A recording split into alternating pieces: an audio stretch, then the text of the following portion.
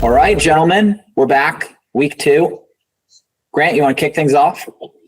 Sure thing. So my beer is not a non-alcoholic beer, meaning that it has alcohol in it. And it's pretty basic. I honestly just grabbed it out of the refrigerator before this meeting. I think it was the one thing no one wanted to drink. I wouldn't recommend it. Zero across all fronts. Yeah. I'm the same way. I'm like a California IPA snob at this point, and I'm at my in-laws, and they got a bunch of Coronas, so I might have to just suck it up and go for one. Drink the Corona, Joel. Come on. Joel, just to catch you up, I've started this new thing where I want to try new non-alcoholic beer every week, evaluating it on taste, calories, and sustainability. And last week was a Lagunitas. Tasted great, kind of high in calories, ridiculous sustainability report card. And I think it got like a 7.5 or 8 out of 10 overall. But this week we got a ration. Why are you going non-alcoholic? If you don't mind me asking. I'm trying this. I was, in true COVID fashion, I feel like I was drinking too much. I feel like everybody's kind of did that. And I was going to say, this isn't the guy I met in grad school 10 years ago, roaming the streets in Santa Barbara. This is not grad school Owen. This is dad bod Owen. Well, I feel like if you're going to go, you go with one of those, like these alternative CBD infused cocktail things instead of just non-alcoholic. We got 52 weeks, Joel. I don't need to get too crazy. All right, well, let's do that though. I mean, that's a huge movement. These CBD non-alcoholic drinks. Well, let me get to what I'm trying to do here. How's it taste, Owen? So this one's better than Lagunitas. Sorry, Lagunitas. This one actually tastes like a beer. A lot of them don't. So I give it, probably 9 on taste. I give it a 0 though on sustainability. Nowhere on their website do they even talk about anything. Not even that they're trying to do anything. Calories is a 60, so it's less than Lagunitas. So I don't know. I'll be generous and give it an 8. It's an average of 5.6, so they're not doing so hot. Well, second week, they can't be all winners, but they can't all be winners. Should we jump into the heart of it? Let's jump into it. You wanna kind of lead things, Grant? You want to be the curator? Happy to. So this week we launched our paid social media ads, which is really exciting. The core of our campaign is going to be, contingent, like whether or not we're successful is going to be dependent on how we market this. And Capital Raise Agency is the one leading the charge on this. We're going to be doing a lot of testing with these initial ads. The ad spend isn't huge. We have 6 ads that we're putting out there, and we'll see which one performs well. And then hopefully one of them is a clear winner, or maybe 1 or 2. And at that point in time, we'll put a little bit more into those specific ads and whatever platforms they're succeeding on. Yeah, I think my big takeaway from this, where we're at now, is don't have one founder start your Instagram account while another one starts the Facebook account, because we're still having issues. Oh, here we go. Dos Equis. I'm the most interesting climate real estate man. Yeah, we're having some issues like cross-platform that we're having to work through, but I'm really excited. I mean, like you said, this is the meat of the business model. Use marketing to find an audience that's excited about what we're doing and turn them into investors. So I think it'll be cool to see just first couple day results from the paid social and double down on what's working. Agreed. And I think it'll be interesting to see where the data takes us. We're definitely happy to lean into that, as we should. And we'll have our first report next week, hopefully. Wait, so the paid ads are going out right now? They are on Facebook and LinkedIn. We're trying to troubleshoot Instagram. Is that because of my control of it? Yeah, I mean, Dawson's working through it, but it's definitely would have been easier had one person just made every social account. But I'm sure. So paid ads are live. That's official. Paid ads are live. Yeah, I think they're live. And then like in the call the other day, I picked up on, he talked about heat maps. So we're talking about UX, UI, and everything's about the funnel, and ideally the ads bring lots of people to the site, but then it's about converting. So that'll be telling us, he'll have data, Capital Raise will have data on people are getting stuck on this section. People seem to be reading here. People seem to be clicking there. So we can adjust UX, UI, what the site looks like over time as we get that data, right? Yeah, I mean, yeah, I think we're kind of jumping ahead, but it's okay. So Grant and I had a conversation today with a lawyer of another Regulation A company, but he does more than just being a lawyer.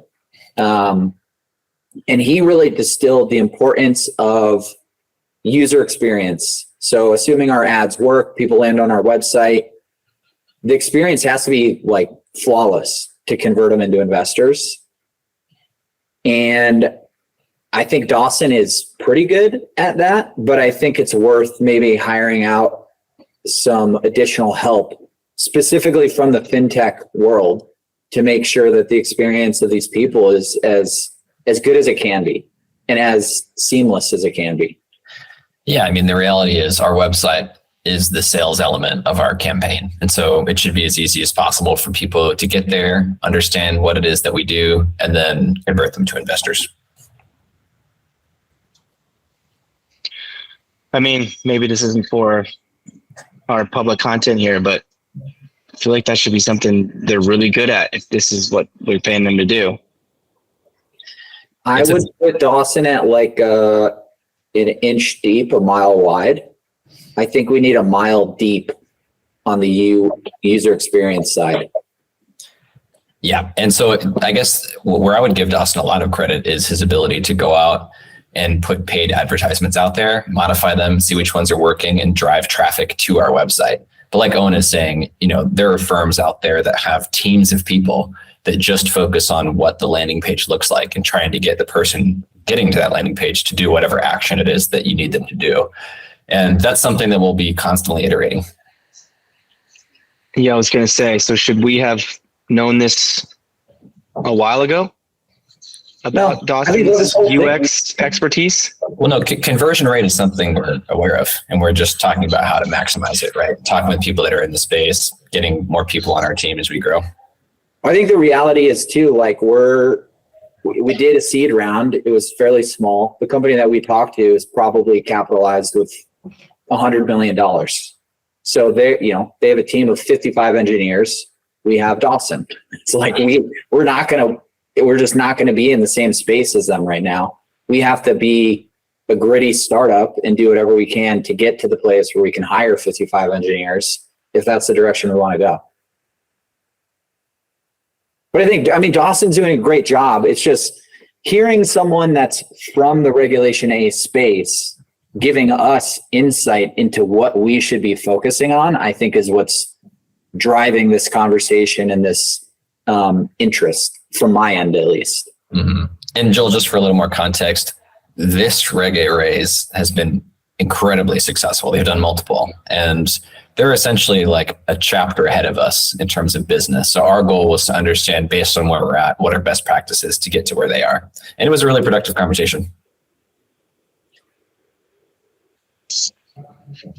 Now, when we have hundreds of people going to the site right now, if they don't do anything, they don't click to download the report, they don't enter their email, they just go and then they leave. How are we tracking them? How do we follow them? How do we follow up with them? I don't think you can follow up with them, but to me, nothing like cookies or something telling us like they've been there. We can follow up. We can hit them with an ad later. I think that people need to provide their information before you can reach out to them and contact them. But I wonder the ad side. I think Joel's right. That's a question for Dawson. Yeah, that's Let's not get too into the weeds. The point of this is not to get too into the weeds about like questions that we have, and it's to catch people up with where we're at. So maybe next week we should have all of these answers to these questions, and we can catch people up. But we don't know this. These are Dawson questions. Yeah. Well, on that note, you want to move on to the next topic, our Jellygate? our Jellygate. We had our first controversy as a company, which is exciting. Well, so we hired a social media content creating team to do our organic content, and they've been doing a great job. Spoke super highly of them last week, and they had a little bit of a fuck up this week. I don't know if plagiarize is the right word. Maybe it is, maybe it's not, but they definitely took some content from another creator and put it out as our own. And we got called out on our accounts. The original creator called us out. And so we kind of went into dark mode on all of our socials to figure out what our next steps. I mean, I feel like I'm taking this more seriously than the rest of the team, but I think this is a really important time for our company to like show people what we're about and what our ethics are. And I was saying to Grant earlier, like, we're going to fuck up probably more than once. I think we need to come clean to our community, our investors, everybody, when we do, and just say, look, we're going to learn from it. We're not going to do this again, and go from there. Yeah, I think this was a good stress test for our team. It's, when times are hard, that's when you figure out where you stand, what your morals are, what your ethics are. And I was proud of our team, honestly. I was proud of our marketing agency. I feel like people stepped up and in general wanted to do the right thing. For everyone listening, we ended up writing an apology email, and got a very nice response from the original content creator. I think we're living in a world now where people tend to sweep things under the rug. A lot of companies don't acknowledge when they make mistakes. And that's just not what we're trying to do here. So all in all, though it was a bad thing, I think there was a positive outcome and made me more excited to be a part of this crew. I agree. And I think we should, Joel, you got any hot takes on it, on Jellygate? No, agree. I think we've talked from the start. We want to always do the right thing, be transparent. I mean, I've in our previous evolution of this company, I was in charge of investor relations. I even butted heads with some of our real estate partners on how transparent I wanted to be with our investors. Even you at times, Owen, you were like, we don't have to share this much. This is not how these real estate investments go. But I think it's a tone we always want to take. Super honest, super transparent. We're smart people trying to do something that matters. We're going to make mistakes, but let's be open and honest, acknowledge them. That said, we're now a digital marketing company that's trying to comb the internet with content. So we got to be careful that we don't always get into tussles at the hellhole of the internet and social media as well. Yeah, that's a good way to put it. I am curious, though, to get your guys' perspective on record. Now that we got a response from the creator's agent and, in theory, the creator himself, do we still issue a public apology?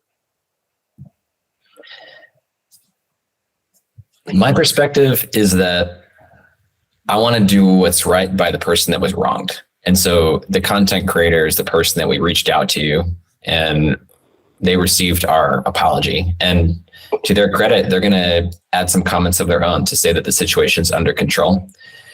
I would say I'm certainly open to it. If it's possible, maybe we could collaborate with them and say, is this something y'all would like as well? But I think I feel like, honestly, we've done what I feel good. I feel like we've resolved the situation. It couldn't hurt if we released another public facing video so that all the people who are in the threads know that we've apologized. So I would say, yes, I'm open to it, but I feel good that we've at least said sorry to the original creator. That's a long way of saying, yes, let's just make another video and put it out there. I was going to call you out for not giving a yes or no. Yeah, I mean, I'm not going to die on a hill here. I would say the fact that it's been acknowledged and we've rectified with the person we wronged would mean we should move on. Got lots of more stories to tell and more content to generate, and get back to the business of decarbonizing buildings. But again, I won't die on this hill either. Yeah, we could also put it back to the content creator, like you said, Grant, and say, like, look, here's what we were doing today. We were talking about whether or not we should make an apology video. Does he care? Yeah. I think at this point, we're not doing it for him anymore because he's gotten our apology. I think at this point, we'd be doing it for the public. Everyone that's pissed at us for plagiarizing and not owning up to it. I don't see any harm that could come from it. So I'd say let's just go for it. Yeah. That's kind of where I'm leaning to. Okay. And big shout out to James and Natalie also at We Speak Social. This was a tough thing to get through, and I thought they were both really mature in how we all handled it together. Yeah. All right. Totally agree. We talked about conversion rates on our website a little bit already. So maybe do you want to go on to climate myths on? Yeah. Joel, So- you want to, Let me tell. okay. Well, I was just going to say before this whole Jellygate transpired, I talked to Grant earlier in the week and I was like, look, we're really not going to have that much to talk about. We've launched our paid ads, but we don't see the results of them yet. Let's go into some of the climate myths that we see in TikTok mainly, well, and Instagram, and debunk them. So that's where this came from. Didn't know you were going to join. Happy you're here. So originally I was thinking Grant would ask me the myth and I could answer it because I've done research now on all of these myths so that it can answer these crazy people correctly. Do you want to be put on the spot as a climate expert and see what your gut is about these myths and how you can wing an answer? Yeah, let's do it. I like it. All right. This happens a lot. You know, even in my role at Google, I lead global building decarbonization. I am an expert. I am what the company looks to as the expert. But sometimes you get asked questions about, you know, from some maybe facilities manager in another country's read some article about a climate myth, and it's something I haven't heard. So, you know, it's interesting. Those of us in this field that are experts, it's hard to stay up to speed on the details of climate science at all times. But let's give it a shot. I like it. All right, gentlemen. Question number 1.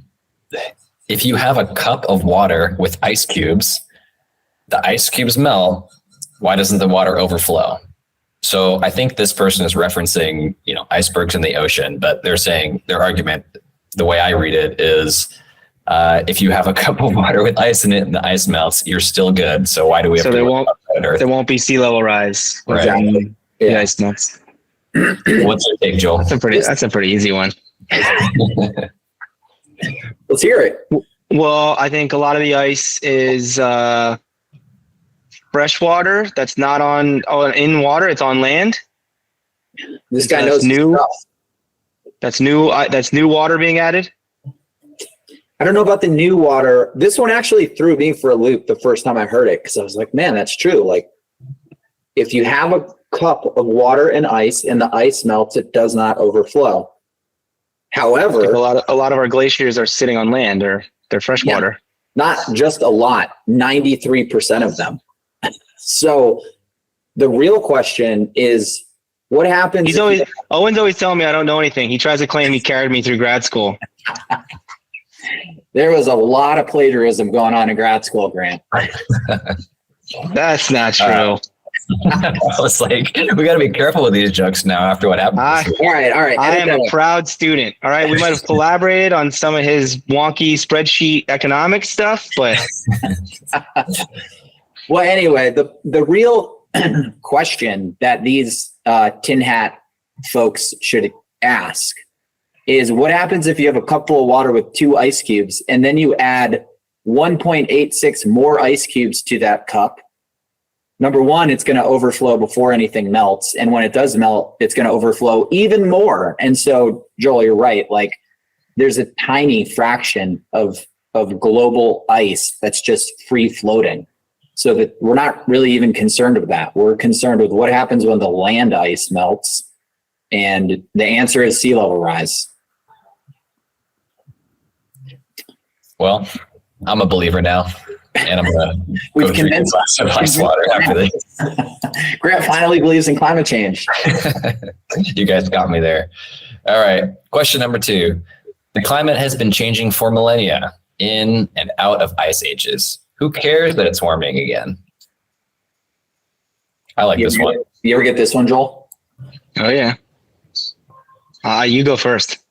Well, I've researched. I'll say, I mean, it's something probably that's true, but over the course of a smaller fraction of human history since we've been on this planet, it's been pretty steady. And since humans have been occupying this planet, have never seen the likes of change that we're about to see or already are seeing. Yeah, I think that's a pretty good answer. I think when I get this one, I think a couple things come to mind. Yeah, the climate always changes, always has, probably always will. But the problem that we are interested in, and the problem that anyone interested in climate change is focused on, is what's happened since 1760 that never happened before. And that's humans burning fossil fuels. So even though the Earth happened to be in this natural cycle of warming, cooling, now you're introducing this new variable of humans burning fossil fuels from the Industrial Revolution. And so the rate of change that we're seeing since 1760 is completely unprecedented. Things are heating up way faster. CO2 is concentrating way faster. And the results of that are not going to be good. Yeah, I think the key words there were rate of change. You know, if you look outside your window and you see some trees, you can imagine how long it took those trees to grow. They get compressed underground, turned into fossil fuels, basically.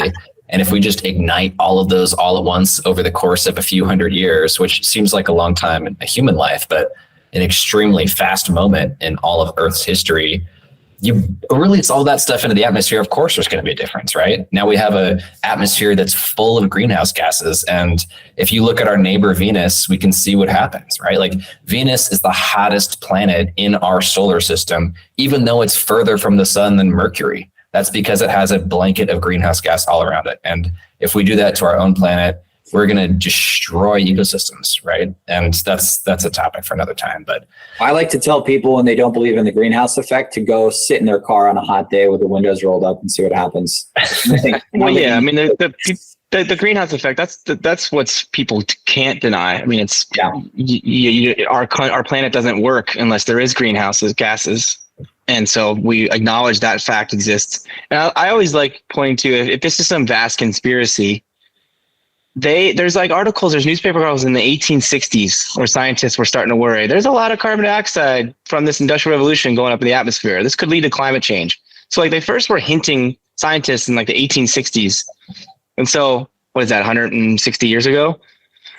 If this conspiracy has been that effective for 160 years, it's the greatest conspiracy ever put on the human population. Like people hate the government because the government is incapable of doing anything effectively.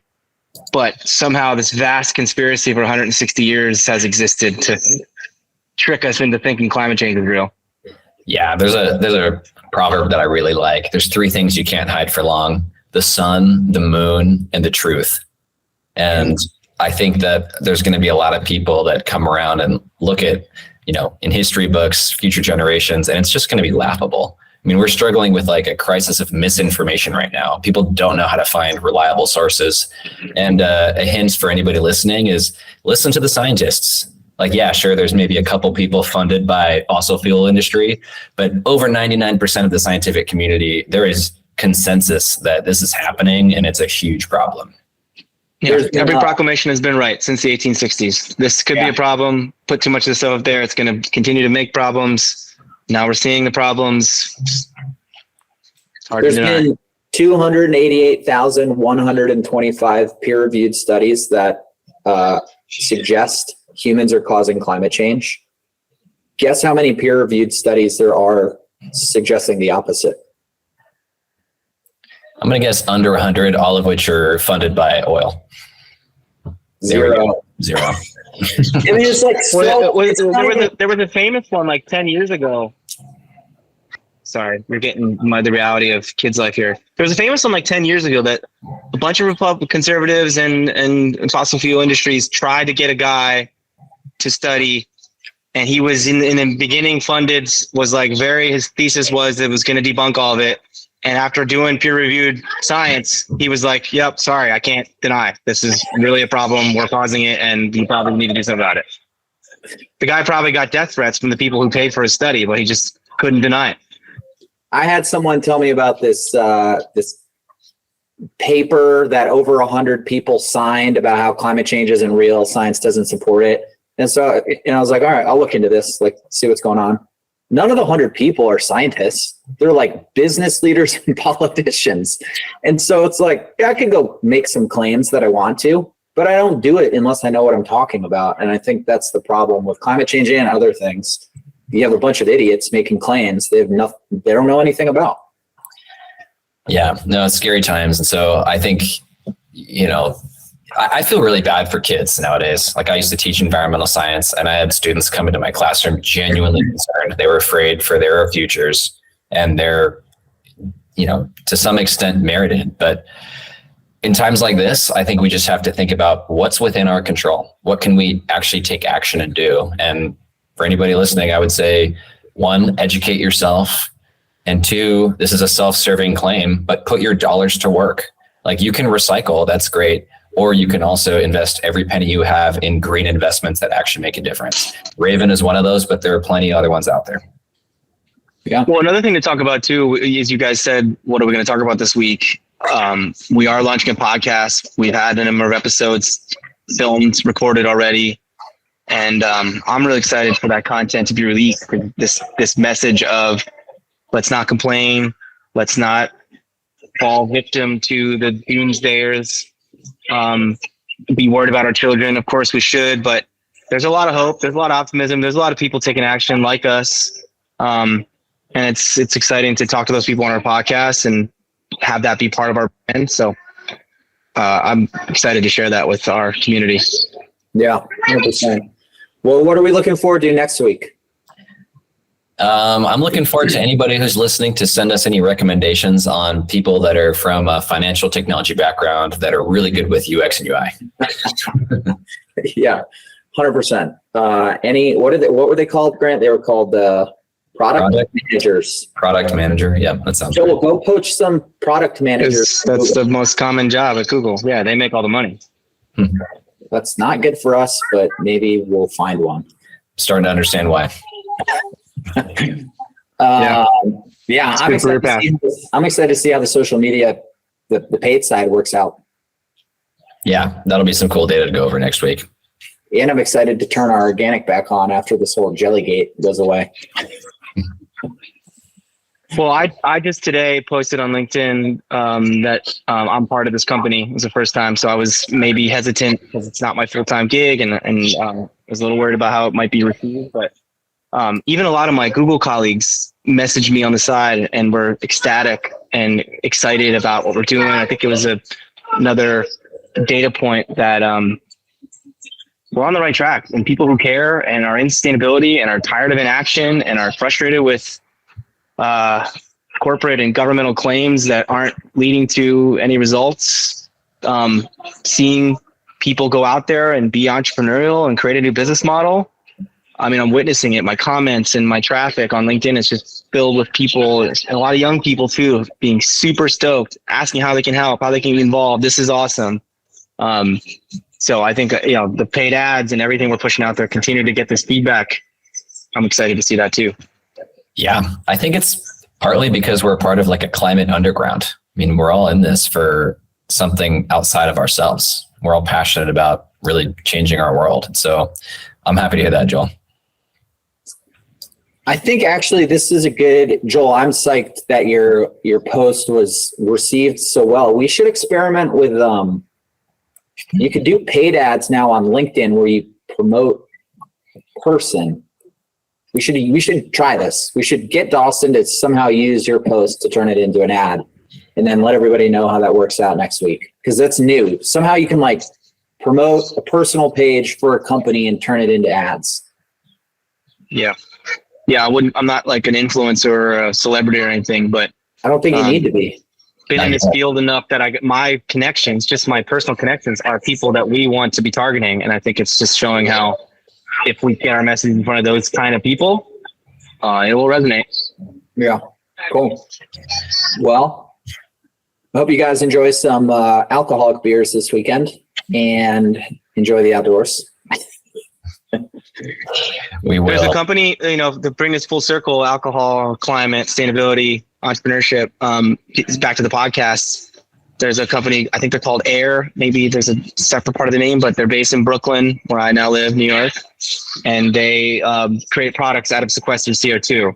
And I know they make vodka out of sequestered CO2. So I got a there great you go. idea. We're gonna get that. We're gonna get the founder on the podcast, and then one of these future happy hour things, we'll consume some carbon neutral vodka.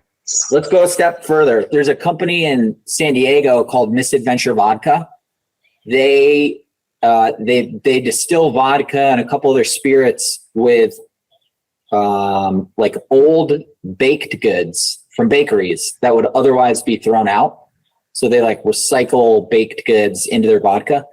We should get one Misadventure vodka, one Air vodka, do a taste test. No opposition over here. All right. Get them on the podcast too. Yep. Get 3 bottles of Air. I'll get 3 bottles of Misadventure. We'll send them around. Next Friday is going to be crazy. We'll see if we make it to the end of the episode. All right, guys. I hope you both have a great weekend. Let's do this thing. Join the hunt. Join the hunt. All right. See you guys. Bye.